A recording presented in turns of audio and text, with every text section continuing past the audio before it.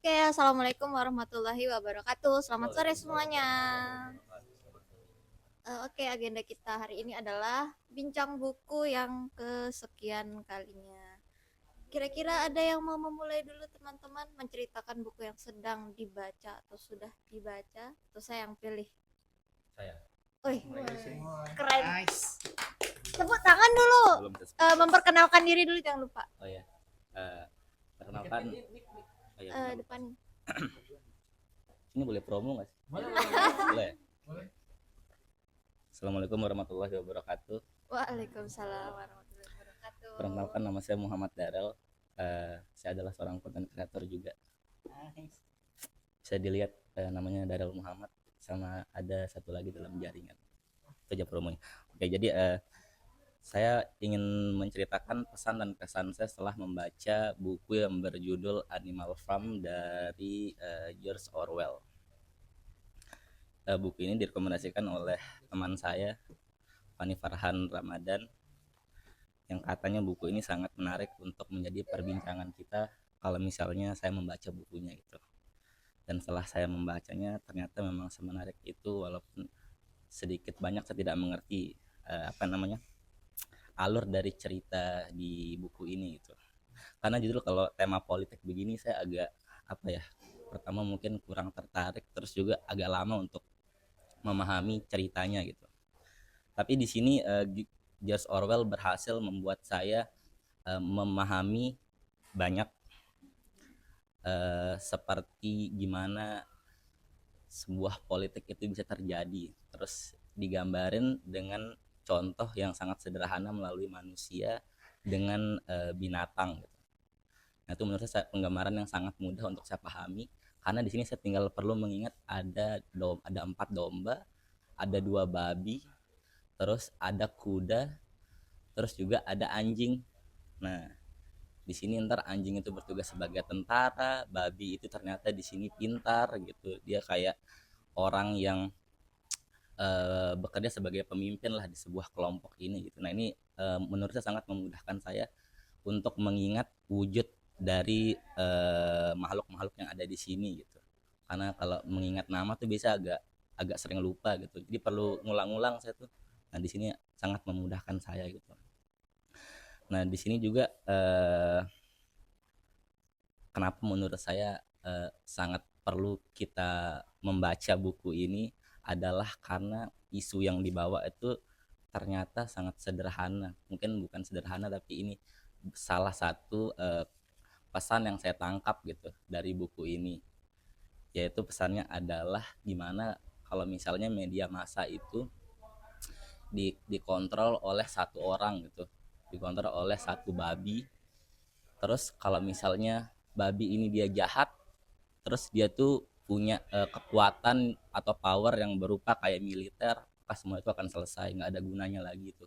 Tidak ada gunanya lagi orang yang pintar pandai, tapi kalau dia udah nggak punya power, tinggal ditembak mati, nggak bisa. Jadi emang di sini mengajarkan kita betapa kita tuh harus bisa kritis, terus sebelum kekuasaan itu diambil oleh orang yang tidak tepat. Itulah mengapa para masyarakatnya tuh untuk mencapai kemakmuran yang hakiki itu mereka harus berpikir kritis dan bisa memilih pemimpin yang sebaik-baiknya. Mungkin itu aja sedikit pesan dan kesan saya tentang buku ini. Terima kasih. Kenapa kok bisa Dara menyimpulkan si anjing itu tentara? Karena disebutkan di situ dia tuh tugasnya tuh adalah jadi setiap dia kemana-mana, oh ya benar. Jadi setiap dia kemana-mana babi itu ntar ada anjing tuh di sebelah kiri dan kanannya. Terus tugasnya tuh dijelasin sih, tugasnya kalau misalnya ada yang tidak setuju dengan dia, kalau ada yang membantah tentang dia, langsung kayak ditakutin gitu, kayak digonggong dia, digonggong. Terus ada juga tadi dikasih lihat di sini tuh kalau si anjing ini tugasnya emang seperti tentara, dia mencabik orang-orang atau binatang-binatang yang tidak setuju dengan pendapatnya si babi itu. Jadi jelas gitu. Relevan nggak sama sekarang keadaan ini?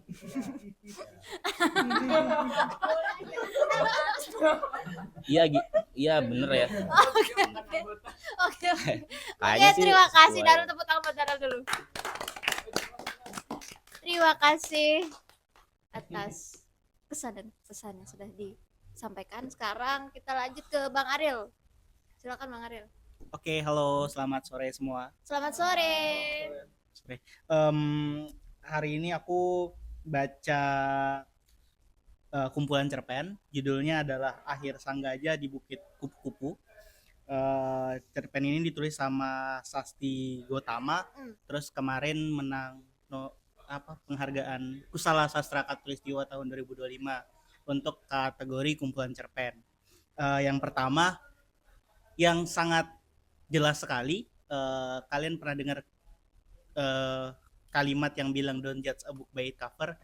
Saya rasa tidak berlaku untuk kumpulan cerpen ini karena gambarnya bagus, jadi covernya bagus, menurutku covernya bagus. Jadi dan itu yang pertama sebenarnya bikin aku tertarik dari kumpulan cerpen ini, dan ternyata ceritanya juga sangat amat menarik juga. Mungkin yang agak unik itu, yang agak unik ya, berbeda dari buku-buku lain yang pernah saya baca sebelumnya. Dari sisi bukunya sendiri itu tentang pengarangnya di depan gitu, bukan di belakang.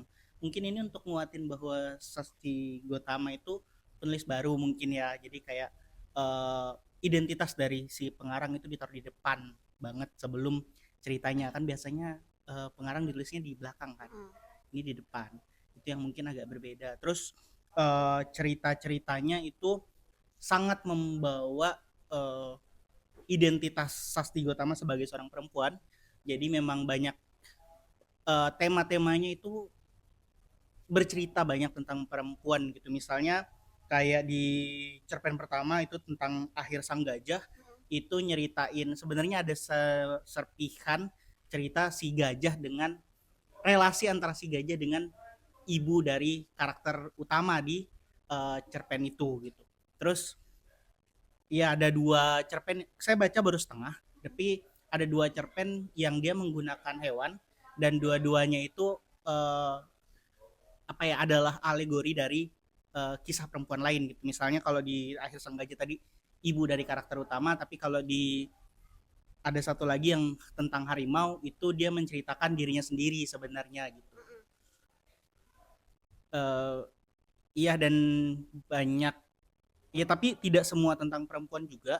Kayak misalnya ada cerpen berjudul Sesuduh Senyum-Senyum, itu menceritakan tentang tanah adat dan pertikaian antar suku gitu. Ya paling itu sih, terima kasih. Terima kasih Bang Ariel. Kita lanjut ke Kak Iin, silakan.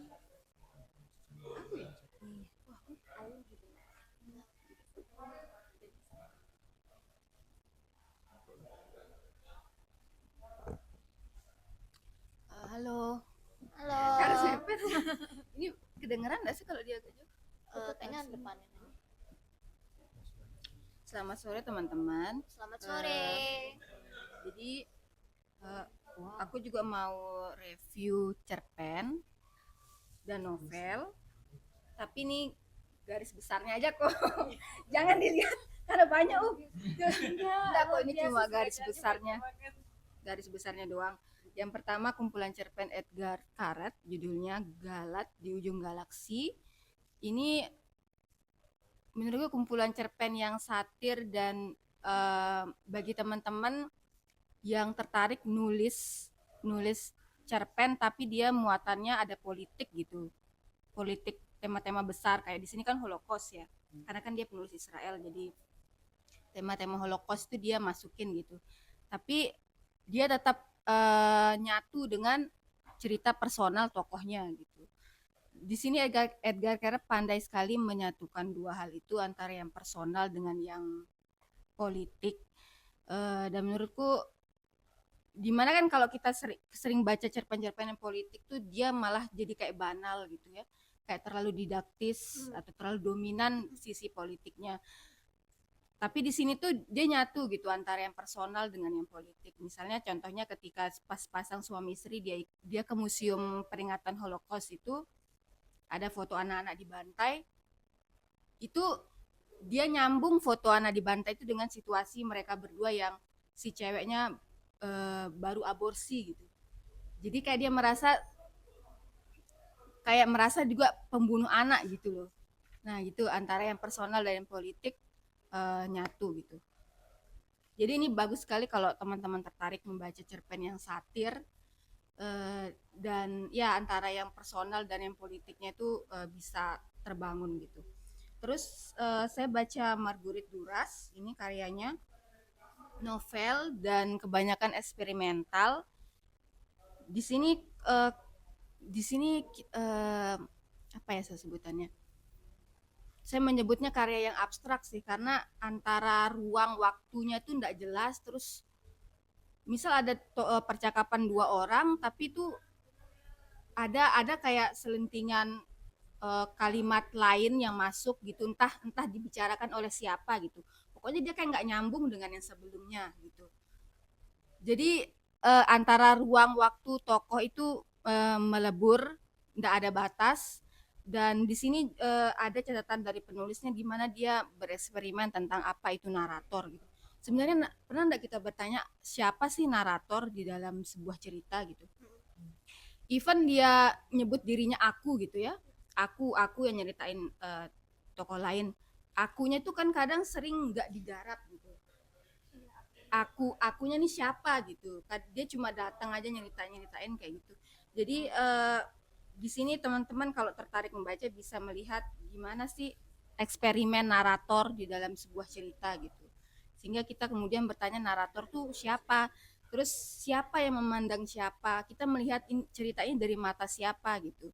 Di sini teman-teman bisa melihat gimana strategi bercerita Marguerite Duras. Ya itu aja, terima kasih. Terima kasih Kak Iit. Eh, selanjutnya ke ini sebelah kanan saya Kak Farhan, silakan. Terima kasih. Jadi saya hari ini bawa novelnya George Orwell juga, sama yang kayak tadi Darel. Cuman ini yang 1984.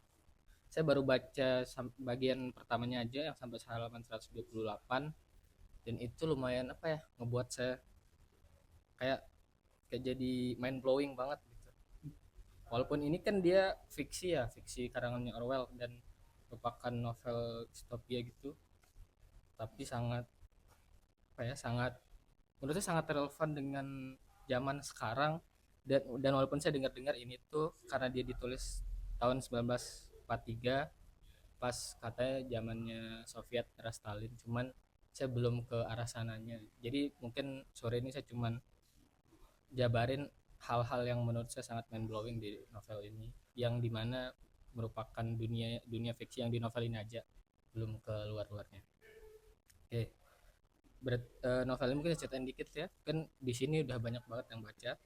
Dia tuh berlatar di sebuah negara fiktif bernama Oceania yang diperintah partai totaliter di bawah pengawasan tokoh fiktif Big Brother, dimana di dunianya ini apa ya, saking dia diawasi tuh, dia saking diawasinya sampai di setiap ruangan itu ada yang namanya ada yang namanya telescreen. Jadi misalnya di ruangan ini nih ada telescreen, jadi telescreen itu dia berfungsi kayak untuk apa, ngasih informasi sekaligus ngawasin kalian. Jadi orang-orang tuh dia tidak punya apa, akses untuk matiin telescreen itu, jadi cuma pemerintah yang punya. Nah terus saking apa ya, saking dunia itu dibentuk tidak masuk akalnya, kayak kan ada partai ya. Nah partai ini merupakan partai ini merupakan satu entitas yang sangat tinggi, sampai di sini tuh menurut saya dia sudah sampai dituhankan gitu. Dan di setiap hari itu ada namanya acara 2 menit benci, jadi semua orang itu kayak harus dia ngelihat ke telescreennya itu dan apa, melancarkan kebencian sama yang katanya tuh dia kayak pengkhianat partai gitu. Kalau di sini tuh namanya itu adalah Emmanuel Goldstein. Nah, jadi misal bayangin nih, kayak kalian tuh hidup di dunia yang apa-apa itu serba diatur, sampai di sini tuh dia diatur apa namanya, sampai kata-kata itu diatur gitu. Ada apa namanya itu newspeak gitu. Jadi misalnya hari ini tuh kita tahu kata kata apa ya, berpetualang. Besoknya karena menurut partai itu tidak bagus, dihapus, dan kita tuh tidak bisa mengingat-ingat karena ya udah arsipnya itu sudah tidak ada. Dan terus yang mungkin saya masuk sini ya, di sini tuh ada tokohnya namanya Winston Smith. Dia ini bekerja di Kementerian Kebenaran, ada namanya Kementerian Kebenaran, dan itu tugasnya adalah mengubah berita dan dokumen sejarah agar sesuai dengan narasi partai. Nah misalnya nih, ada bumbu besar kan namanya kan, partai ini dia mau misalnya tahun kemarin dia bilang besok akan ada penurunan harga bensin. Terus pas tahun kedepannya bensin tidak diturunkan, dia hapus berita yang kemarin dia bilang itu. Jadi orang tuh nggak tahu, ya kemarin janjinya bensin mau diturunin. Saking itunya dia diatur gitu sama partai ini. Sampai dia bilang, kan dia kerja di Kementerian Kebenaran. Kebenaran ini bukan soal fakta dia. Kebenaran ini bukan soal fakta, tapi soal apa yang dibilang benar oleh partai. Misalnya partai ini bilang ini tuh benar, yang suatu hal yang salah ini. Dan dan yang mengerikan itu menurut saya, semua orang yang di sini tuh kayak kan ada tiga kasta gitu ya. Satu kasta yang di partainya, yang kedua yang 2% kalau salah, terus yang kedua itu kayak tingginya, dan ketiga 80% lebih itu adalah proletarnya, kayak masyarakat biasa. Mereka tuh benar-benar kena brainwash, benar-benar dicuci otaknya, sampai mereka tuh kayak mempunyai slogan gitu, perang adalah damai, kebebasan ialah perbudakan, kebodohan ialah kekuatan. Jadi kan ada misalnya bukan misalnya. Jadi di dunianya ini tuh, di dunia 1984 tuh 84 ini ada kayak 3 negara lah besar di dunia yang berporos gitu. Namanya adalah Oceania, Eurasia, dan Asia. Nah, di Oceania ini yang tadi yang itu yang benar-benar diperhatiin sama partai. Nah, dan Oceania dan yang ketiga ini dia selalu berperang gitu. Misalnya Oceania ini sekarang lagi berperang sama Eurasia, besok beberapa tahun kemudian dia perang sama Asia. Dia tuh tidak pernah berhenti berperang. Kenapa? Di sini menurut saya karena perang itu sangat diperlukan untuk mengatur masyarakat gitu. Jadi karena dia terus berperang, jadinya masyarakat itu fokus kayak merasa solidaritas dan lain-lain. Jadi dia tidak berpikir ini dia diperlakukan tidak adil. Jadi dia benar-benar kayak nasionalis gitu sama negaranya.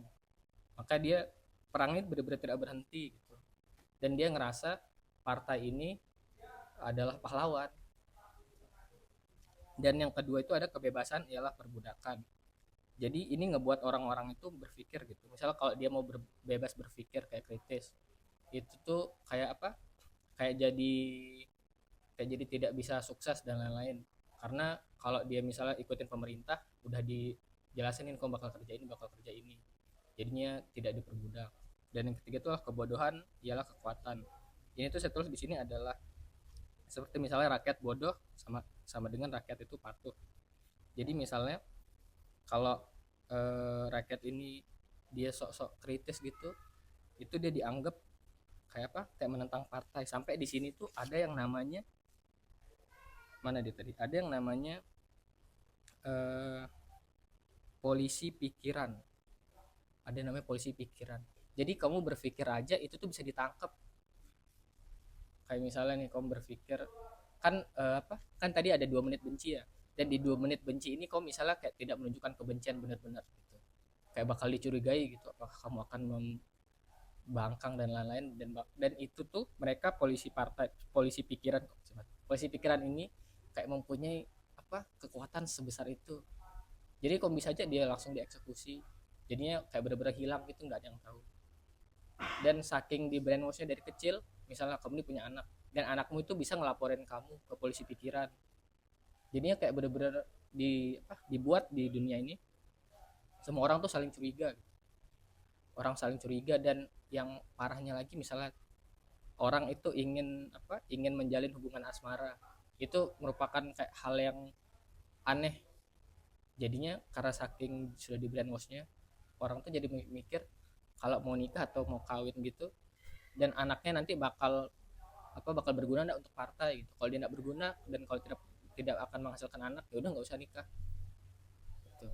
dan makanannya sudah dijatah, kayak rokoknya udah dijatah, jadinya bentukannya orang tuh hampir sama semuanya, kayak jelek-jelek di sini kata dia, kayak jelek-jelek gitu, kayak mereka gendut dan lain-lain, karena udah bener-bener diatur gitu sama partai.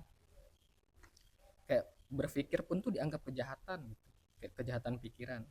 Terus kenapa harus baca buku novel ini menurut saya, karena dia tuh sangat relevan dengan masa sekarang, bisa ditafsirkan sendiri lah.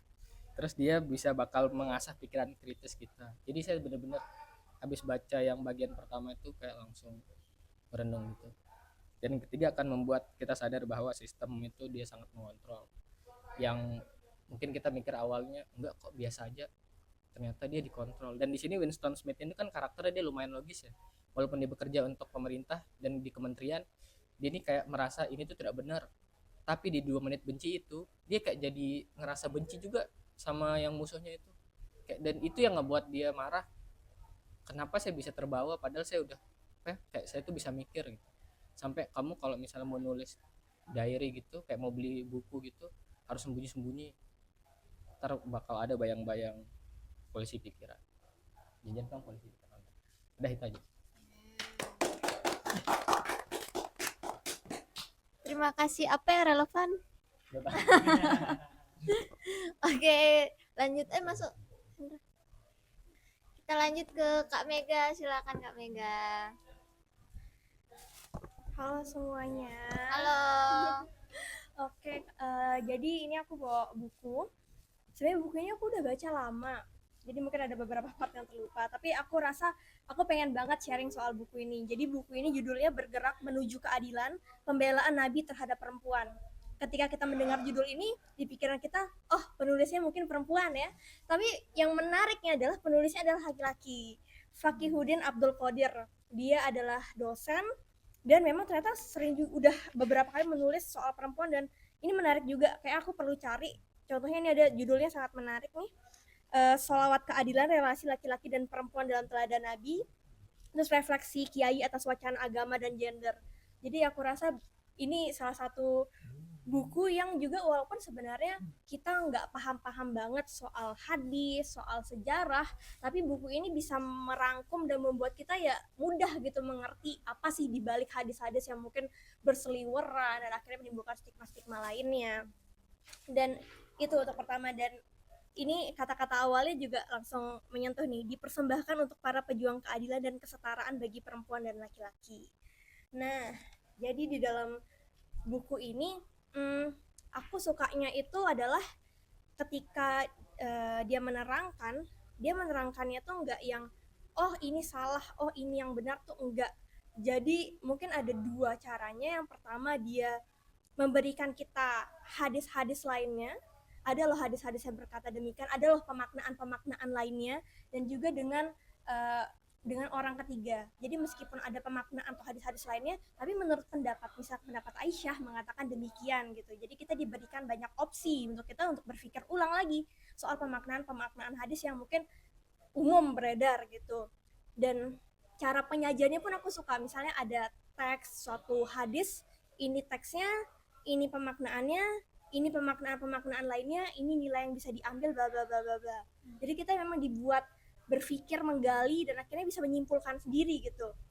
Kalau bicara soal kenapa aku sangat tertarik juga sama buku ini, karena sebagai perempuan muslim dan Islam pun aku ngerasa kalau belajar Islam dan kita ngedengar biasanya ustadz-ustadz dan kiai-kiai itu kebanyakan juga kan laki-laki ya, yang tersohor yang ini. Dan aku rasa itu juga nggak lepas gitu dari pengaruh memang masa lalu budaya yang ada gitu. Misalkan dari zaman dulu memang kan zaman jahiliyah gitu, dan di sana memang posisi perempuan itu ya bahkan kita bilang nggak bisa dianggap sebagai manusia gitu. Kalau sekarang kan seperti manusia kelas 2. Di sini diriwayatkan riwayat Bukhari, kami semula sama sekali tidak menganggap terhormat dan penting kaum perempuan itu. Ketika Islam datang dan Tuhan menyebut mereka, kami baru menyadari bahwa ternyata mereka juga memiliki hak-haknya secara otonom, di mana kami tidak bisa lagi mengintervensi. Jadi perempuan itu posisinya sebagai objek, bukan subjek, sebagai yang dimiliki, bukan yang memiliki sesuatu. Jadi ibaratnya kita tuh kayak barang yang dikontrol penuh, mulai dari pendidikannya, mulai dari kapan kawinnya, auratnya, segala macam. Dan aku rasa buku ini memberikan kita banyak perspektif dari hal-hal yang aku rasa kadang sebagai perempuan muslim kadang bertanya-tanya ya, apa bener sih ada beberapa yang bilang misalkan sampai suara perempuan itu sendiri adalah aurat gitu, atau nggak bener nggak sih perempuan itu nggak boleh jadi pemimpin. Tapi kalau dari hati nurani sendiri sebenarnya pengen berkata ya, aku rasa agama manapun Tuhan sendiri aku rasa nggak pernah gitu membeda-bedakan makhluknya, antara kita hewan, apalagi antara relasi manusia dengan alam pun setara gitu, apalagi dengan manusia lainnya. Salah satunya mungkin yang dari buku ini tuh yang menarik, mulai dari mana ya, kayak misalnya nih soal soal yang poligami sendiri. Poligami sebenarnya, poligami yang ketika ayat itu turun kita harus tahu dulu asbabun nuzul, sebab ayat itu turun tuh kenapa. Sama seperti peraturan perundang-undangan, ya kalau kita tiba-tiba nangkep lihatnya seperti itu tanpa kita melihat kenapa itu diturunkan peraturannya, ya nggak bakal make sense gitu. Nah, ayat itu kan turun karena memang pada zaman itu jahiliyah bahkan laki-laki itu bisa, perempuan itu bisa banyak lagi, makanya pada saat itu turun ya memang itu untuk sebenarnya mengurangi gitu. Nah, kalaupun kita mau mengambil ayat itu sebenarnya kan kita harus lihat konteksnya. Pada saat itu kan konteksnya memang perempuan zaman jahiliyah di mana suami itu bisa memiliki istri yang banyak belasan, akhir-akhirnya itu dikurangi gitu. Seharusnya kalau kita pakein dengan situasi yang sekarang, justru seharusnya itu menurutku sudah tidak berlaku lagi gitu dengan kondisi sekarang gitu. Dan ada apa lagi ya, misalnya soal memukul istri gitu ya, memukul istri. Sebenarnya di sini pun Rasulullah sudah bilang kayak janganlah kamu memukul istrimu gitu. Dan bahkan kalau yang paling ekstrim menurutku adalah misalnya soal suara perempuan itu adalah aurat gitu. Suara perempuan adalah aurat. Padahal di zaman dulu bahkan perempuan-perempuan itu mengadu loh kepada Nabi. Jadi bagaimana bisa suara perempuan itu adalah aurat ketika pada saat itu pun ya perempuan mengadu kepada Nabi dan mereka bersuara gitu. Dan sebenarnya perjuangan perempuan itu sudah dilakukan dari dulu, mulai dari mereka yang menuntut haknya, misalkan ya suami-suami mereka memukul, misalkan mereka tiba-tiba dinikahkan gitu, mereka juga menuntut loh, mereka tuh menuntut hak pendidikan, mereka menuntut kepada Nabi bahwa Nabi ajari kami gitu, jangan laki-laki saja, kami juga mau gitu. Mereka itu menuntut di sana. Dan mungkin yang paling sering kita dengar adalah soal kepemimpinan perempuan, apalagi di politik. Padahal Aisyah istri Nabi pun dia adalah orang yang memimpin perang, dia pemimpin perang. Nih, Aisyah istri Nabi Muhammad memimpin pasukan perang melawan pasukan Ali bin Abi Thalib di sini. Dan faktanya bahwa mungkin ada kalau nggak salah satu ayat hadis yang mengatakan bahwa misalnya Nabi pernah mengatakan bahwa runtuhlah siapapun yang dipimpin oleh perempuan. Padahal konteksnya pada saat itu nggak bisa disamakan secara general gitu. Padahal Nabi itu saat itu bilang ketika memang soal perang Kisriya atau apa yang itu memang ada anaknya perempuan gitu, padahal Nabi tuh bilang seperti itu tuh untuk kepada ya negara itu gitu, bangsa itu dia bakal runtuh gitu karena ya anaknya si ini, bukan karena perempuannya. Tapi itu ya diperluas lagi ya. Dan memang kalau dari sini setelah baca ini memang ya nggak bisa terlepas ya, karena posisi kita harus lihat pada sejarahnya pada saat itu perempuan memang nggak punya kuasa kan, dia di sana sebagai ya makhluk yang bahkan dibilang sendiri nggak dianggap sebagai manusia. Jadi bagaimana mereka nggak punya kuasa penuh untuk misalkan menceritakan narasi-narasi ya dengan relasi yang setara gitu. Sementara pada saat itu saja ya laki-laki dengan posisinya sebagai yang memiliki, mereka memegang kuasa atas narasi-narasinya. Dan kalau mungkin disimpulkan lagi, teman-teman bisa baca lebih lanjut. Mungkin kalau disimpulkan, aku bisa simpulkan bahwa memang kesetaraan itu juga sebenarnya memang sudah sejalan. Islam pun memang menggaungkan kesetaraan, nggak cuma laki-laki dan perempuan, bahkan kesetaraan antara manusia dengan alam. Kita tuh tidak pernah menjadi kayak di bukunya Bang Ical, kita tuh kan nggak pernah, manusia tuh sebenarnya sebagai khalifah tuh bukan justru yang jadi lebih tinggi, tetapi kita memegang peran, justru itu perannya. Sebenarnya relasi kita ya sama, kita adalah bagian dari alam. Itu sendiri sebenarnya sama gitu. Dan kedua yang berkembang adalah misalkan istri solehah. Kalau ada istri solehah harusnya ada suami yang solehah loh.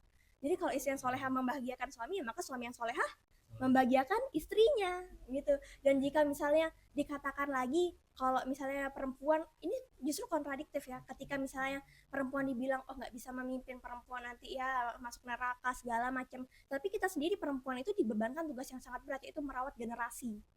Nah jadi rasa-rasanya kalau dibilang nanti perempuan posisinya tidak setara dalam itu pun aku merasa tidak ya, dari apa yang sudah dibaca di sini.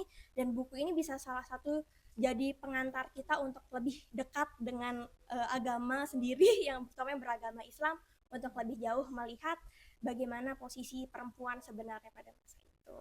Sekian dariku. Terima kasih Kak Mega. Bisa nih didiskusiin di komiskusi ya nggak Iya. sih? Bisa guys, jadi jangan lupa kita ada kosmiskusi, nanti kita membahas soal perempuan di sana. Ya betul. Terima kasih Kak Iya. Mega. Sangat memberikan insight yang bermanfaat untuk kita semua ya. Lanjut ke Kak Ismi. Oh, Oke, yang Oke, ini paling ujung. daerah sini. Ujung-ujung. Kak Hendra. Ada bukunya tuh. Tiba. Kasih Ba. Oh Ini iya, pindah ke situ nggak sih? mau di tengah. Atau di tengah. Jadi kayak Gibran. Oh, suara-suara aja. Jangan dong, nanti nggak kelihatan bukunya juga. Masa saya di tengah? Di situ sini. dong. Oh. Aduh, kayak gorengan saya di Namanya tengah. gorengan. Sorry guys. Wow. Oh, hati-hati. Assalamualaikum warahmatullahi wabarakatuh, teman-teman. Waalaikumsalam. Selamat sore. Sore. Saya Siba, anggota teman baca juga. Sore ini saya akan review dan videoin sama Kak. Kayak ini nih. Ya, ini Sputnik Sweetheart ya, yang kemarin saya baru selesai baca. Dan setelah ini sebenarnya sudah mulai baca sarannya Kak In yang apa namanya? Norwegian Wood. Ya, Norwegian Wood. Cuma terkendala apa namanya? Problem eksternal di kampus.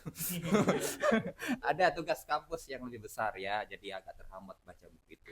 Ya, ini menarik sekali lagi untuk saya baca setelah saya menamatkan 1Q84 yang bertebal-tebal itu untuk yang 3 jilid itu.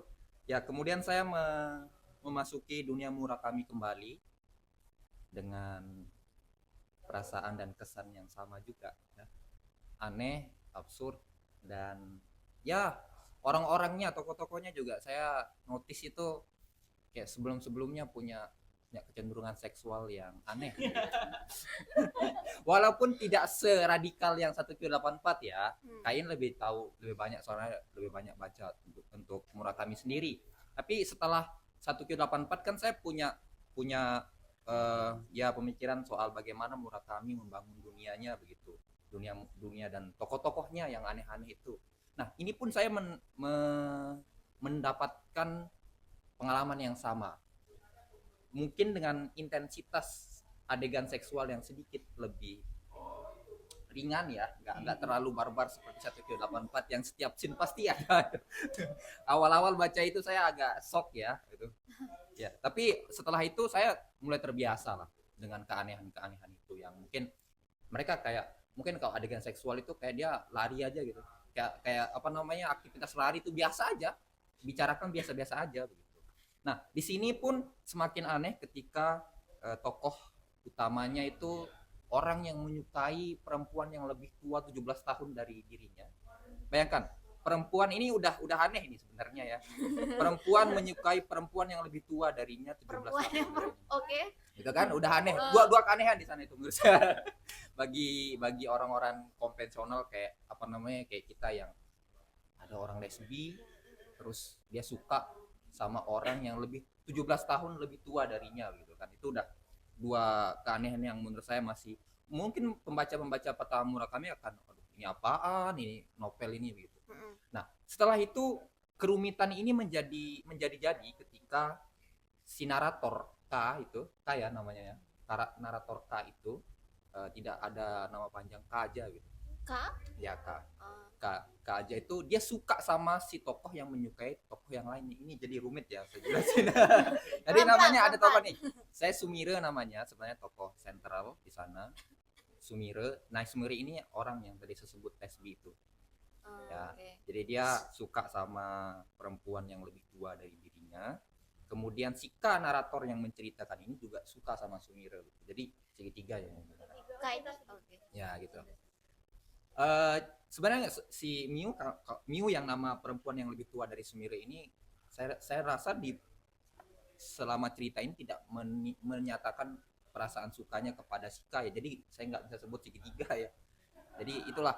Nah, itu konteks cerita, premisnya begitu. Jadi ini surreal menurut saya juga ya, karena di bagian-bagian akhirnya kita ketemu sama satu dunia yang disembunyikan, satu perasaan yang disembunyikan sama si dua tokoh utamanya ini, pertama Sumire dan si Miu ini begitu.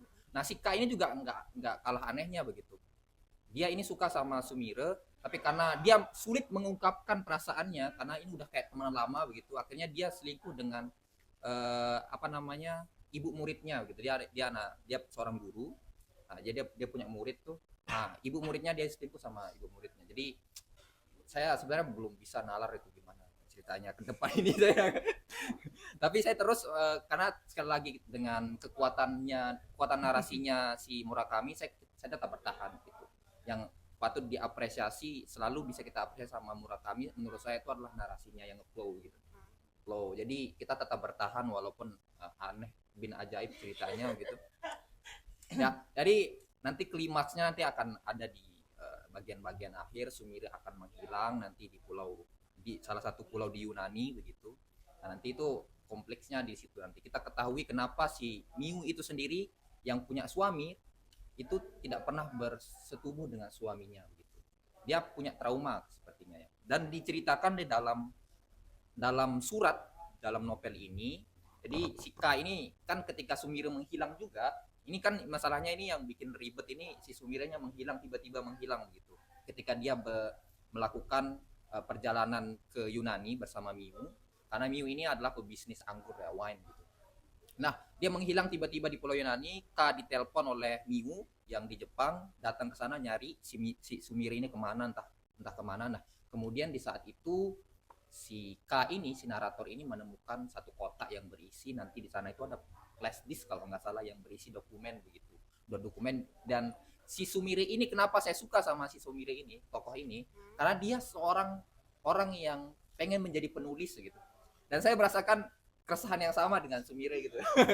Dia menulis banyak, dia punya ide banyak begitu kan. Dia menulis begitu, tapi kayak dia merasa ada yang kurang gitu dalam tulisannya begitu. Nah, si K ini menjadi seorang yang, kalau bahasanya itu, kalau kita itu di Gen Z tuh bukan Gen Z banget. pendengar yang baik gitu ya, pendengar yang baik jam 3 ditelepon gitu, dia hanya menceritakan hal-hal sepele begitu. Jam 3 malam orang ngantuk begitu, dia telepon orang gitu kan, saya juga sebel juga begitu. Nah itulah keresahan sebagai seorang yang pengen menjadi penulis begitu, diwakilkan oleh Sumire itu sendiri begitu. Nah, di dalam tulisannya itu, dalam suratnya itu, dia nanti ketemu kenapa sih Miu ini punya semacam trauma gitu. Jadi kayak dunia terbelah gitu. Tahu nggak, orang ada ceritanya orang terbelah menjadi dua begitu. Dia melihat dirinya sendiri di sana sedang melakukan hubungan seksual dengan orang yang asing begitu. Terus dia kayak aneh banget ngelihat dirinya sendiri itu menikmati begitu persetubuhan itu, padahal di satu sisi dia yang melihat ini tuh kayak jijik begitu. Jadi itu udah aneh banget menurut saya, kayak gimana ya, itu kan maksudnya surreal banget ya. Nah, Sumire pun dia punya masa lalu yang kurang lebih lupa saya ceritanya, tapi intinya rekomendasi banget untuk buku ini, Murakami ini. Pertama karena dia kalau teman-teman baca Murakami pasti akan menemukan dunia yang khas Murakami banget menurut saya, yang ngeflow, narasinya good begitu. Kalau kata Karin tuh, saya harus baca Norwegian Wood begitu. Nah, itu sedang saya baca sekarang. Dan ketika saya membaca Murakami itu pasti ada satu referensi musik yang saya harus saya nggak tahu kenapa ya, karena mungkin dia penulis yang punya referensi musik yang banyak ya, luas ya, nggak tahu ya. Tiba-tiba kita dikenalkan sama satu genre orkestra, musik dan sebagainya. Ketika saya membaca Murakami itu pasti ketika ada referensi itu musik itu saya dengar sambil saya baca. Jadi feel-nya lebih kuat. Ketika saya baca Tujuh 84 itu ada namanya Leos Janacek ya. Nah, di situ saya baca sambil saya saya dengar sambil saya membaca Murakami yang ada adegan yang menegangkan tuh seru banget menurut saya. Jadi menurut saya untuk teman-teman yang mau mulai baca Murakami, saya nggak tahu ya mana yang tepat untuk awal-awal. Tapi ini menurut saya ringan ya, nggak terlalu berat lah ketimbang 1984 yang kompleks banget isunya. Nah ini satu buku yang menjadi gerbang utama teman-teman bisa memasuki dunia Murakami. Isu-isunya banyak soal perempuan dan sebagainya, soal seksual. Itu menurut saya penting.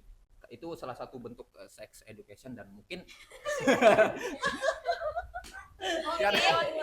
Yo, kita harus terbiasa dengan sex education ya, teman-teman ya. Jadi walaupun dia sedikit jangan ditiru kalau untuk keanehan-keanehannya ya yang biasa-biasa aja gitu. Ya, itu aja sih teman-teman. Thank you.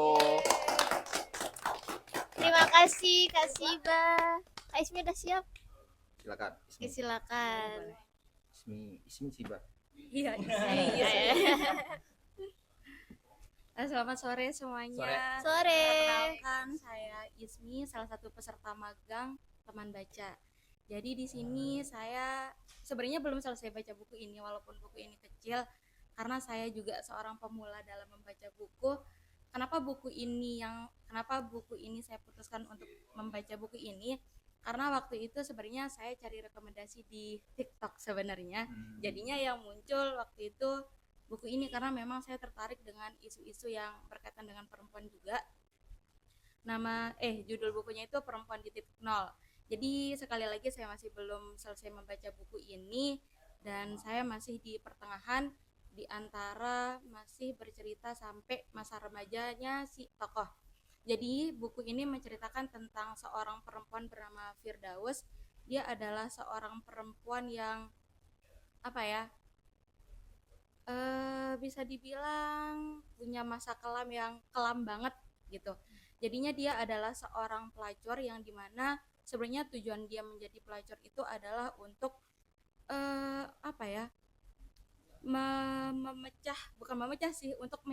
untuk menjebak tokoh-tokoh politik yang yang bermain di belakang yang tidak sesuai dengan bagaimana seharusnya pemerintah itu. Maaf ya teman-teman kalau misalkan agak muter, tapi sedikit perlu saya kasih tahu juga, Firdaus ini buku ini menceritakan latar belakang ceritanya itu di Mesir kalau nggak salah, di Mesir.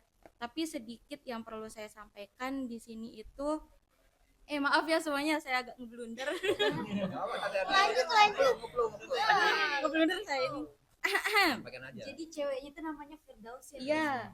Awalnya saya ngira juga Firdaus, kok namanya Firdaus kayak nama cowok gitu.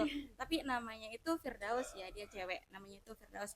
Sedikit kembali ke belakang, ini tuh menceritakan perempuan yang bernama Firdaus di mana masa kecilnya itu dia sudah diperlihatkan dengan kebudayaan patriarki. Semisalkan seperti halnya ibunya tidak pernah diperlakukan baik oleh ayahnya. Ketika ayah dari Firdaus ini kalau misalkan dia lapar dia akan makan, dan Firdaus dan ibunya tidak bisa makan karena kalau misalkan ayahnya belum makan mereka bisa belum makan. Kalau misalkan makanan itu habis oleh ayahnya, maka Firdaus dan ibunya akan tidur dalam keadaan lapar. Seperti itu digambarkan masa kecil dari seorang Firdaus ini. Kemudian Firdaus ini juga memiliki seorang paman. Pamannya ini adalah seorang, mungkin bisa dibilang akademiknya baik karena dia kuliah di Kairo. Kalau nggak salah El Azhar nama kampusnya. Dia Al Azhar, dia ngampus di sana, paman dari Firdaus ini. Dan sayangnya lagi Firdaus mengalami pelecehan seksual oleh pamannya itu sendiri. Padahal sebenarnya di kepalanya itu pas dia besar ya, di kepalanya itu kok bisa ya seorang pamannya dia sekolah di, setahu saya Al Azhar itu adalah kampus Islam banget, malah ada beberapa teman saya juga ngampus di sana. Tapi dia kok bisa ya seorang pamannya yang akademiknya bagus bisa melakukan hal yang sehina itu. Tapi saking polosnya pas kecil dia merindukan di mana dia di kayak apa ya, mungkin diraba, karena itu menurutnya hal yang lembut yang dia rasakan. Karena kan waktu itu dia masih amat kecil merasakan hal itu. Jadinya hal pertanyaan-pertanyaan seperti itu belum muncul. Terus selanjutnya itu adalah masa dia remaja. Waktu itu remajanya itu ayah dan ibunya meninggal, lalu kemudian dibawa oleh pamannya ke Mesir dan dia disekolahkan di sana. Tak lama kemudian pamannya ini menikah dengan seorang perempuan dan istri dari pamannya ini memperlakukan si Firdaus itu dengan kasar. Jadinya Firdaus waktu itu kasar dalam artian bukan dipukul dan lain sebagainya, tapi dari aura si bibinya ini berasa gitu loh, kalau dia itu nggak disuka sama bibinya. Sampai akhirnya entah apa yang dibicarakan paman sama istrinya, dan akhirnya Firdaus ini diserahkan ke sebuah asrama. Di asrama itu dia sering menyendiri, dan ada satu hal yang relate menurut saya. Di sana dia pernah, kalau nggak salah dia ketemu sama gurunya, karena waktu itu dia menyendiri di tengah lapangan dalam keadaan gelap gulita. Dia dihampiri oleh gurunya, nama gurunya itu Nona Iqbal, Kak. Iqbal, iya, nama gurunya itu Nona Iqbal. Dia perempuan, tapi iya cewek juga, namanya Iqbal. Tapi yang dia ceritakan waktu itu dia sedih. Kenapa dia sedih? Karena ketika dia melihat teman-temannya bercerita, dia cuma bisa diam. Kenapa dia cuma bisa diam? Karena dia sendiri bingung apa yang bisa dia ceritakan. Dan itu menurut saya relate juga di saya, karena mungkin saya juga seperti itu, nggak tahu mau cerita apa ke teman-teman saya. Jadinya kayak langsung banjir gitu air mata waktu itu pas saya baca ini. Jadinya cuma sampai sana cerita yang bisa saya sampaikan mengenai Firdaus ini.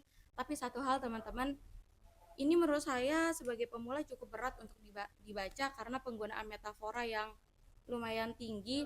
Tapi waktu itu pas saya baca ini, dia berhasil buat saya nangis karena cara penulisnya menggambarkan rasa sakit itu indah banget. Coba tak cari dulu gimana dia ya. Oh ini. Iya, saya nggak tahu sih, mungkin penangkapan saya salah, tapi ini indah menurut saya. Dia bilang gini, saya melihat semua berputar ke arah saya. Mata yang tak terhitung banyaknya telah berubah dalam pandangan saya menjadi cincin-cincin yang tak terbilang jumlahnya. Cincin berwarna putih yang mengelilingi lingkaran-lingkaran yang tak terhitung banyaknya. Yang berwarna hitam yang berubah menjadi suatu gerakan lingkaran yang terpadu untuk memusatkan pandangannya secara tetap ke dalam mata saya. Itu sih yang buat saya sebenarnya pas ada kalimat ini, sebenarnya saya nggak nangkep maksudnya apa. Bahkan mungkin bisa dibilang sampai sekarang saya nggak nangkep. Tapi saya nggak tahu kenapa ini berhasil buat saya sedih waktu itu, karena saya ngerasa cara dia menggambarkan rasa sakitnya itu indah banget, penggunaan metafora yang ini. Jadinya cuma itu yang bisa saya sampaikan semuanya. Terima kasih. Terima kasih Kak Ismi. Kemana nih? Untuk siapa nih rekomendasinya kira-kira? Ih, saya nggak tahu ya. Bingung juga. Tapi untuk pemula jangan dah dulu ya. Nanti ketunda baca-bacanya kayak saya. Saya terima kasih ya semuanya. Oke, terima kasih Kak Ismi. Lanjut ke Bang. Ya. Yuk. Oh, tidak. Kalau bisa di depan. Hati Sultan.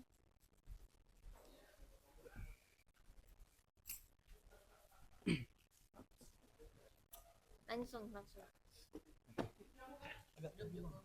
Depanin itu mic-nya. Oke, assalamualaikum warahmatullahi wabarakatuh. Waalaikumsalam warahmatullahi wabarakatuh. Selamat sore semuanya. Sore. Perkenalkan, nama saya Hendra Setiawan, biasa dipanggil Hendra. Kali ini saya akan mengulas suatu buku yang berjudul The Prince of Power. The Prince of Power. Ya, ini tuh buku ini tuh menggambarkan 33 kisah tokoh dunia tentang inspirasinya gitu. Apa lagi ya, di sini nih saya belum baca habis, baru baru beberapa halaman aja, nggak nyampe 20 halaman karena buku ini baru saya baca. Salah satu yang saya suka itu dari buku ini, salah satunya itu kita tuh nggak boleh mengabaikan sesuatu yang mustahil. Contohnya itu dari sini tuh kisah Caesar, Julius Caesar, yang seorang tokoh berpengaruh dari Romawi klasik, yang dimana kisahnya ini seorang tokoh berpengaruh yang mengajarkan kita tentang pentingnya untuk mengabaikan sesuatu yang dianggap mustahil dan dapat mencapai tujuannya. Itu supaya kita itu tidak terbelenggu sama rasa takut, terus visi misi kita itu harus jelas. Nah, mungkin apa ya, karena saya belum baca terlalu banyak membaca buku ini, jadinya mungkin itu kayaknya yang bisa saya sampaikan. Kurang lebihnya mohon dimaafkan. Santai. Terima kasih Kak Hendra. Oh ya, selanjutnya saya. Jadi saya sedang membaca buku Natasha, judulnya Menyibak Perdagangan Seks Dunia, karyanya tulisan dari Victor Malarek. Jadi ini semacam esai gitu teman-teman. Dan Victor Malarek itu merupakan seorang jurnalis. Kalau di sini asalnya tuh Ukraina, tapi kalau saya searching di Google katanya Kanada. Nanti saya searching lebih lanjut. Nah, jadi sebelumnya dijelaskan di buku ini bahwa ada keruntuhan blok timur yang mendatangkan petaka bagi kaum perempuan Rusia dan Eropa Timur. Jadi karena terhimpit kesulitan ekonomi, para perempuan di bagian Eropa Timur dan Rusia itu jor-joran nyari pekerjaan apa saja. Nah, di sini ada narasumber yang diambil, yaitu dari beberapa korban juga yang menjadi korban perdagangan seks. Dan di sini juga ada 4 negara yang dibahas. Yang pertama itu adalah Rusia. Jadi di Rusia ribuan gadis muda yang putus asa tuh terjerat iming-iming, mereka tuh dijanjikan pekerjaan gitu. Dijanjikan pekerjaan sampai yang menawarkan tuh berani bersumpah sama Tuhan. Di sini dijelasin di situ. Nah, tapi lama-lama dia dibawa ke tempat lain gitu, tempat prostitusi itu sendiri. Terus ada juga Serbia. Di sini kalau di Serbia tuh gadis-gadisnya tuh digojlok dan disiksa sebelum akhirnya dijual sebagai budak seks di berbagai negara. Di sini ada yang mau saya kutip pernyataan dari korban. Jadi katanya adalah ada banyak sekali gadis muda di sana. Mereka berasal dari Moldova, Rumania, Ukraina, dan Bulgaria.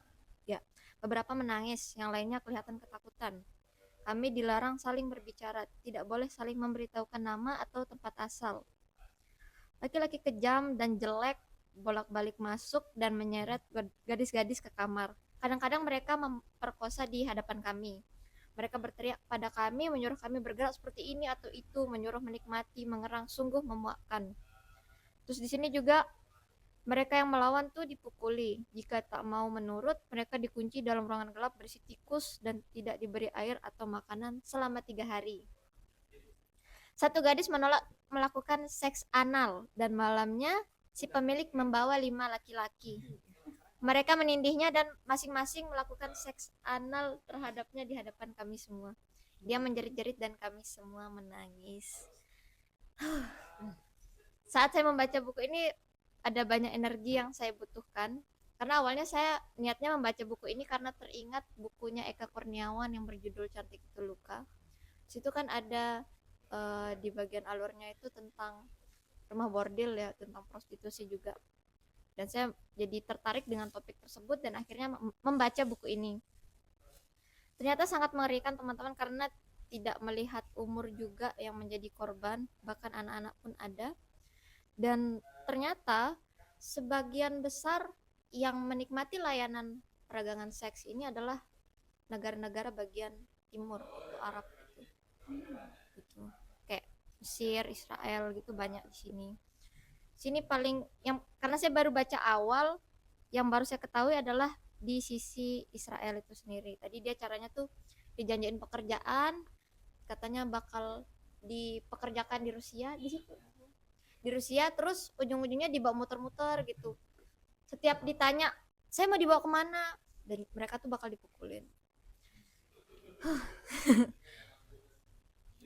Menurut saya ini merupakan buku ini tuh berhasil menguak isu yang sebenarnya jarang kita sadari gitu.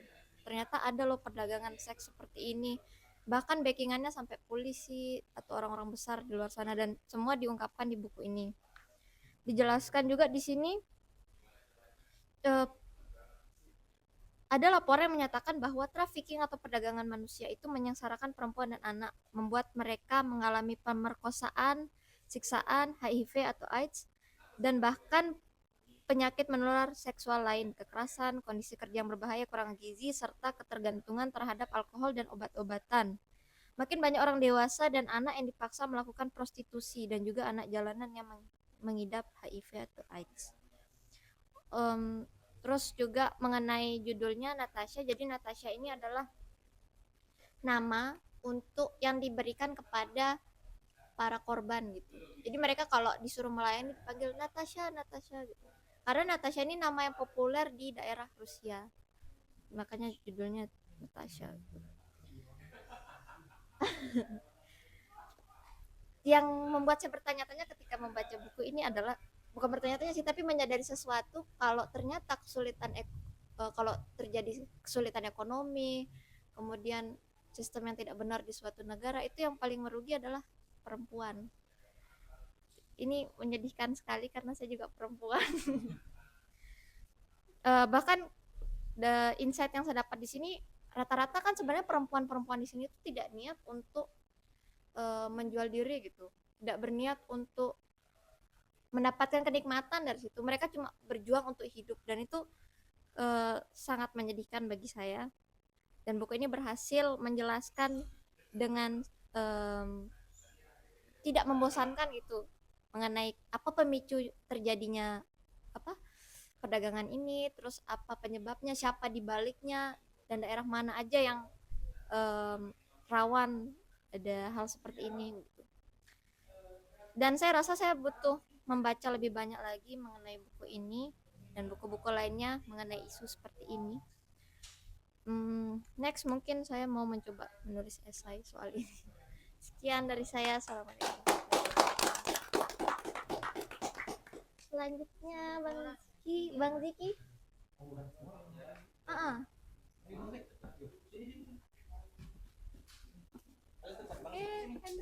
Ayo Bang Ziki di situ biar kelihatan. Oh iya. Silakan Bang Ziki langsung. Halo teman-teman. Halo. Jadi hari ini saya ingin bercerita sedikit tentang buku yang saya baca. Bukunya Matumona. Ya, jadi penulisnya ini Matumona. Jadi judul bukunya Pacar Merah Indonesia. Mungkin buat teman-teman yang kenal atau tahu namanya Tan Malaka. Jadi novel ini ceritanya tentang Tan Malaka. Jadi buku ini ada dua, ada jilid satunya, jilid dua. Ini yang jilid dua. Jilid satunya sama jilid dua ini enggak terlalu jauh beda ceritanya, karena garis besarnya ini cerita perjalanannya Tan Malaka. Di sini disebut namanya Pacar Merah gitu. Nah, yang menarik dari novelnya Matumona ini, jadi Matumona ini nama pena. Nama aslinya itu Hasbullah Parinduri gitu. Jadi Hasbullah Parinduri ini seorang wartawan. Jadi di tahun 30-an lah, 1930-an, wartawan. Terus orang yang pertama kali memperkenalkan kata wartawan. Jadi wartawan itu dia nih yang memperkenalkan pertama kali gitu di Indonesia gitu. Terus yang menarik lagi dari novel ini, jadi si Matumona ini dia kan wartawan. Jadi novelnya ini terinspirasi dari surat menyuratnya Tan Malaka ke apa ke pemilik medianya dulu. Jadi dia nih ada apa ya, majalah atau koran gitu. Jadi di tempatnya dia bekerja, jadi si atasannya itu sering surat menyurat gitu sama Tan Malaka. Jadi dari surat-surat itulah dia bikin novel ini gitu, perjalanan. Karena surat-suratnya Tan Malaka tuh isinya perjalanan-perjalanannya dia sudah di mana, dia lagi di mana. Jadi Tan Malaka itu orang yang unik ya, buat teman-teman mungkin yang pernah baca bukunya yang dari penjara ke penjara.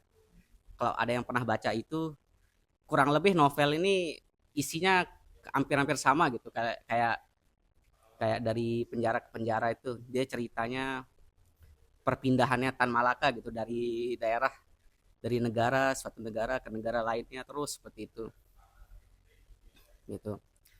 Terus yang menarik juga dari novel ini, si Matumona ini pernah ketemu dengan Tan Malaka di Singapura. Tapi si Matumona ini nggak tahu pasti gitu wajahnya Tan Malaka itu seperti apa. Jadi dia tuh ketemu tapi dia tuh nggak tahu gitu siapa tuh, yang mana nih Tan Malaka gitu. Karena Tan Malaka itu dia pandai apa ya? Karena dia itu kan buronan kan. Jadi dia bisa berkamuflase gitu loh. Jadi di novel ini dia diceritain dia bisa apa berubah gitu. Misalnya dia ngerubah fisiknya gitu ya, jadi nenek-nenek. Jadi begitu cara pelariannya dia gitu, dari negara ke negara itu. Seru sih ceritanya gitu. Dan bahasanya juga awalnya, karena ini novel sudah cetakan ke berapa nih? Udah ke 11. Ya, ke 11. Jadi sudah mengalami ini perubahan bahasa. Jadi sudah apa istilahnya? Sudah diperbaharui gitu, diperbaiki gitu bahasanya. Jadi bahasanya kalau di novel yang sebelum-belumnya yang sama juga apa namanya Pacar Merah, itu bahasanya sulit sekali kita mengerti gitu. Karena ejaannya masih ejaan, kalau ejaan lama enggak sih, kayak kayak kita baca dari penjara ke penjara gitu. Apa bahasa Melayu yang di apa ya, bahasa Minang yang di Indonesiakan gitu. Gitu. Jadi ada kata-kata yang kebalik-kebalik gitu. Jadi sulit sih kita baca. Tapi kalau ini dia sudah diremajakan gitu, jadi enak bacanya, enak. Itu sih Pacar Merah. Buat teman-teman yang ingin kenal Tan Malaka, kayaknya novel ini cocok sih untuk mengawali, untuk mengenal Tan Malaka itu siapa gitu. Sebelum baca Mandilok dan yang lain-lain. Mungkin itu aja sih teman-teman. Makasih. Terima kasih Bang Ziki. Kita lanjut ke Kak Nurul, silakan. Jelas ya. Makasih Kak. Langsung Ya, masuk. jadi perkenalkan teman-teman, saya Nurul Hasana, bisa dipanggil Nurul atau Hasana atau terserah deh senyamannya. Ya, jadi di sini sebenarnya bukan saya mengulas secara dalam karena jujur ini buku yang sudah 2-3 tahun saya bahkan belum bisa menamatkannya, baru di permukaannya saja karena benar-benar lumayan dalam. Kemudian beliau adalah salah satu tokoh terkenal, tokoh sekaliber beliau itu tidak mudah untuk langsung bisa mendalami seperti apa beliau. Bahkan satu kalimatnya saja itu saya perlu berulang kali untuk apa ya maksudnya ini, apa ya kayak itu, karena banyak bahasa-bahasa yang lumayan apa ya, kayak lumayan sulit saya pahami kayak gitu. Jadinya memang buku menafsir Nasir ini cocok banget bagi teman-teman yang haus akan ilmu dan ruh perjuangan bangsa Indonesia kayak gitu, karena beliau adalah tidak hanya seorang negarawan tapi juga beliau adalah Perdana Menteri pertama Indonesia, Kemudian beliau seorang politikus, bahkan aktivis dakwah yang terkenal tidak hanya di Indonesia tapi juga di dunia internasional, bahkan terkenal dengan musik integralnya di mana beliau adalah penggagas bersatunya sistem pemerintahan Indonesia, menolak KRIS, dan banyak kontribusi beliau. Beliau juga aktif sebagai penulis, dan luar biasa banyak pelajaran yang bisa kita ambil dari sosok beliau, bagaimana pandangan pendidikan politik dan juga pendidikan Islam menurut beliau. Dan sampai saat ini kalau kita bahas itu masih relevan sampai saat ini. Contohnya misalnya kita mungkin sering mendengar atau orang-orang mungkin sering membenturkan antara Islam dan Pancasila, apa kita Pancasilais, dan itu sampai saat ini masih relevan untuk kita bahas. Emangnya kita Muslim kita tidak bisa gitu meyakini Pancasila? Sebenarnya semakin kita mengaku Muslim semakin kita Pancasila kayak gitu, semakin kita paham apa arti sila-sila Pancasila kayak gitu. Apalagi sila pertama adalah ketuhanan yang Maha Esa kayak gitu.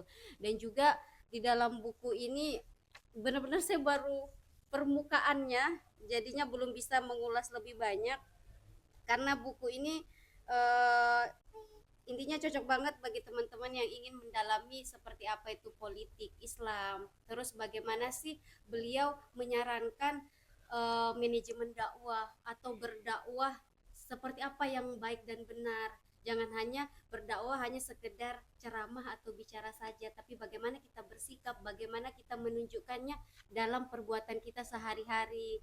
Jadinya bagaimana kita membentengi diri dari banyaknya aliran sesat yang ada di dunia ini dengan akhlakul karimah. Bagaimana kita bisalah kayak kritis di tengah zaman yang semakin edan kayak gitu. Jadinya bagi teman-teman yang tertarik untuk menggali lebih dalam tentang kontekstualisasi pemikiran Muhammad Nasir dalam wacana dan gerakan kontemporer, ini cocok banget untuk teman-teman selami lebih dalam kayak gitu. Itu dia teman-teman, sekian dari saya. Terima kasih Kak Nurul. Kak Hakim, oh ini juga tak gelas. Emang udah semua? Udah.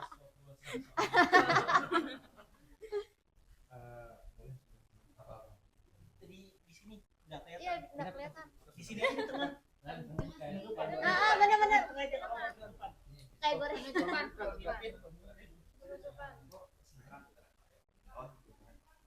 Katanya karmak mau dia. Gas kapital. Halo semuanya. Halo. Nama saya Masrul Hakim, kalau di komunitas biasa dipanggil Hakim. Bincang buku ya. Saya udah lihat poster soalnya. Tadi kesini cuma mau balikin tablet, tapi kata Bang Ded ada bincang buku, jadinya saya masuk. Untuk buku yang saya baca akhir-akhir ini, saya lagi baca Dostoyevsky. Tapi di kesempatan kali ini mungkin saya akan bahas bukunya Kafka, yaitu The Trial, atau kalau yang di sini ada tapi judulnya The Process gitu. Ya di situ mungkin saya pernah lihat kemarin bukunya dan saya udah bawa. Jadi kalau teman-teman penasaran mungkin bisa dibaca. Tetapi FYI, buku itu menurut saya adalah buku yang agak sedikit ekstrim karena cetakan yang itu hampir kayak baca kitab kuning. Oh, kenapa gitu? Karena di sini itu bukunya, nah bisa dilihat, nah bukan gitu, tapi kayak apa namanya ya, kayak hampir ndak ada paragrafnya di sini nih. Nah jadi kayak, nah tuh, ya itu makanya kalau ganti subtema baru kita bisa ngelihat kayak nih misal. Nah jadi selain memang isinya yang agak sedikit membingungkan karena mungkin dari segi narasi juga agak tidak familiar dengan kita juga karena ini kan novel hukum, jadi mungkin ada beberapa juga istilah-istilah di sini yang mungkin tidak saya pahami juga, dan mungkin teman-teman kalau penasaran mungkin bisa baca gitu. Nah, untuk cerita yang disampaikan oleh buku ini itu menceritakan seorang pegawai bank swasta namanya Joseph K. Itu yang terbangun di pagi hari dan tiba-tiba ditetapkan sebagai tersangka atas kasus yang tidak pernah ia lakukan tentu saja. Dan kasus itu tidak pernah ia mengerti sampai di akhir cerita dia mendapatkan nasib yang tragis, dihukum mati, digorok gitu. Etika maksudnya. Nah, gitu. Nah, gitu. Nah, tapi bedanya dia ini enggak dikasih amnesti. Nah, walaupun dia ini adalah seorang yang punya bukan seorang rakyat jelata gitu, bukan orang yang biasa-biasa saja. Dia kan punya jabatan yang cukup terpandang di bank swasta tersebut dan cukup berpengaruh. Dan pamannya ini juga seorang pensiunan advokat begitu yang juga punya koneksi dan juga punya kenalan para hakim begitu. Tapi kan hukum tidak memandang siapa Anda dan siapa koneksi Anda. Kalau Anda patut untuk dipersalahkan walaupun Anda tidak bersalah, maka pasal demi pasal akan dicari untuk menjerat Anda gitu kan. Nah, itu dia makanya. Dan yang saya kagumi akhir-akhir ini dari buku ini, di awal sebenarnya saya tidak terlalu tertarik karena saya tidak begitu memahami apa yang ingin disampaikan di sini, cuman sekilas-sekilas saja. Tetapi karena akhir-akhir ini kan lagi ramai tuh yang tadi dibahas, yang abolisi dan lain sebagainya, si Tom Lembong gitu kan, kok jadi relate begitu. Karena memang kan yang sering kita dengar gitu, kalau hukum itu kan produk politik gitu, yang mungkin dipakai oleh penguasa untuk melanggengkan kuasanya ataupun untuk mendapatkan sesuatu gitu. Ternyata itu memang benar adanya begitu.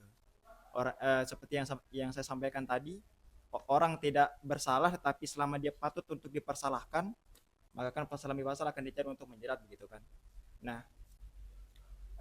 dan yang saya jadi kepikiran dari kemarin, itu kan si Tom Lembong ya kemarin yang terjerat kasus tersebut, itu kan punya punya power gitu kan, punya koneksi, dan kasusnya jadi booming sampai dikasih abolisi. Dan bagaimana kalau misal itu terjadi kepada orang-orang biasa kayak kita, siapa yang mau menyorot gitu kan, siapa yang mau ngeliput, dan siapa yang mau ngasih abolisi kan. Itu jadi kasihan banget ya kalau misalkan saya gitu, omongan saya yang sekarang kan memang tidak ada sangkut pautnya sama kejahatan mungkin, tapi kan hukum itu kan bersifat dinamis begitu.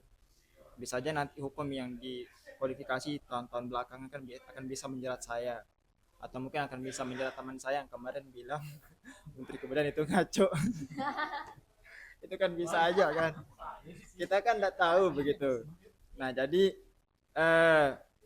itu merupakan warning yang sangat-sangat mengguncang kita sebagai rakyat biasa, kemudian dengan kondisi hukum kita kan yang sudah tidak berpijak kepada hati nurani dan kemanusiaan, tetapi pada tali-tali kekuasaan gitu.